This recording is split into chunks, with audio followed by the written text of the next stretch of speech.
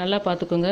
இது வந்து இந்த மாதிரி ஒரு மண் சட்டியாக இருக்கட்டும், இல்லைன்னா பீங்கான் வகை ஊறுகாய் போட போகிறோன்னா இந்த மாதிரி பீங்கான் வகை. இது வந்து ஒரு குபேரனுக்குரிய சிம்பிளாகவும் நம்ம பார்க்கலாம் இதை. இந்த கும்பம் கலசம் எல்லாம் உருவாக்கியது வந்து குபேரன். அதே மாதிரி ஒரு கமண்டலம், இது கலசம் பித்தளையில் இருக்குது இல்லைன்னா மண் பாட்டத்தில் இருக்குதுன்றதுக்கு அகஸ்தியர்ன்றதும் எடுத்துக்கலாம் நம்ம.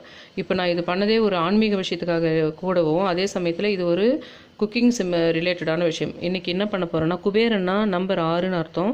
அதாவது 6 பேக்கெட்ஸ் வந்து நார்த்தங்காய் வாங்கியிருக்கேன் நான், ட்ரை நார்த்தங்காய். இந்த 6 நார்த்தங்காய் வத்தலையும் கட் பண்ணி அது முழுகிற அளவுக்கு தண்ணி ஊற்றி வேக வைக்க போகிறேன். இப்போ நான் அடுப்பு ஆஃப் பண்ணிட்டேன். ஸ்பூன் வந்து கடுகு போட்டிருக்கேன். வெந்தயமும் கொஞ்சம் ஒரு சிட்டிகன்னு சொல்லிட்டு சொல்லணும்.